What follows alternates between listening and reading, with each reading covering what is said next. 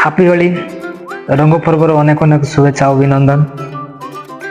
ଆଜିର ଦିନରେ ହୋଲି କମ୍ ଦୁର୍ଘଟଣା ବେଶୀ ଘଟିଥାଏ, ସେଥିପାଇଁ ସତର୍କ ରହିବ ସମସ୍ତେ।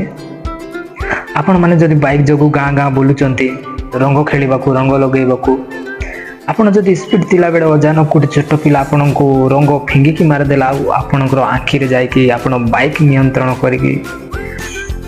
ହରେଇ ଆକ୍ସିଡେଣ୍ଟ ବି ହେଇପାରେ, ତ ସେଥିପାଇଁ ସତର୍କ ରହିବ ସମସ୍ତେ।